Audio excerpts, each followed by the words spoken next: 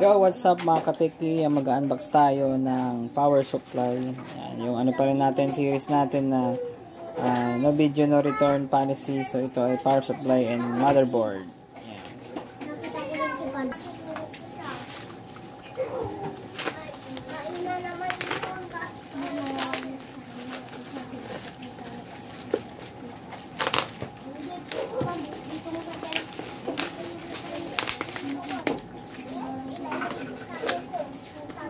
Basta yung ating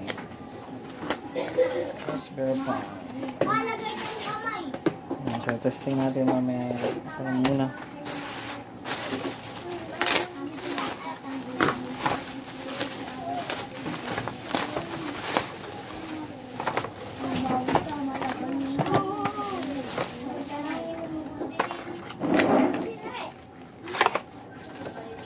So 5 ampere. Okay.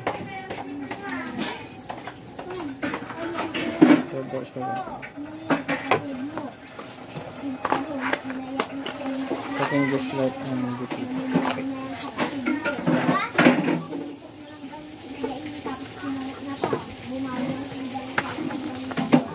just like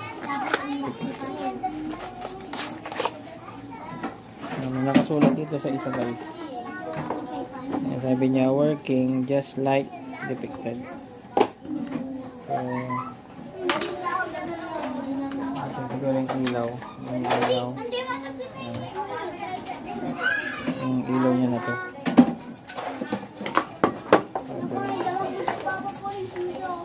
Ito. Yung module. Makita natin kung ilang volte tayo.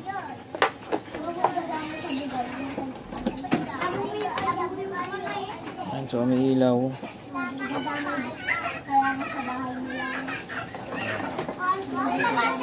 Natin yung out.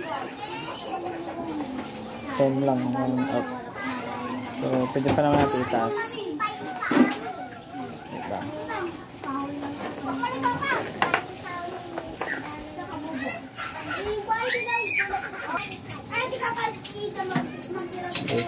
Turbo.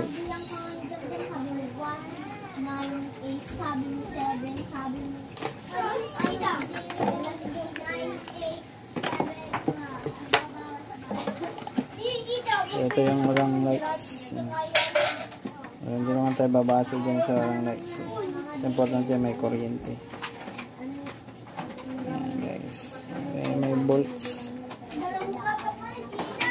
Okay.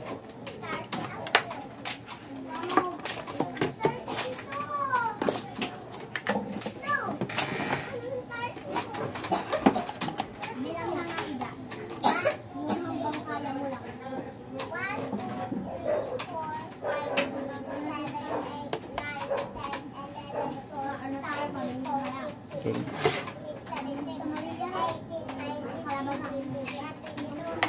Ito yung isang amperahe.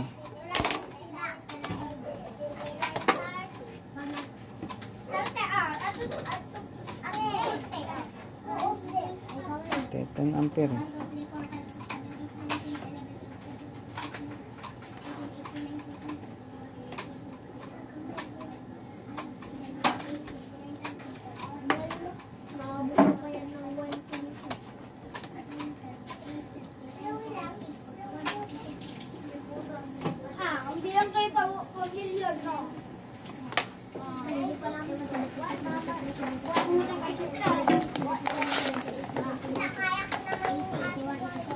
Plug.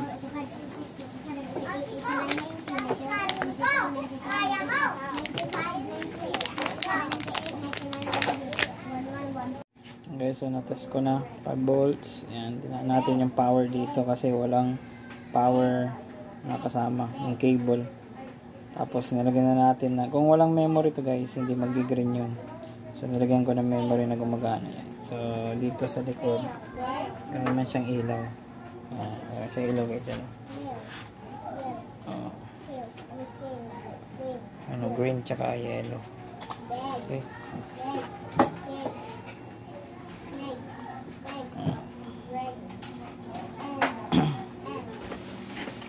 Okay. So, okay. So, yung next board, titest natin din. Okay. Ayan na, ayan na. Oops. No outlet. No outlet.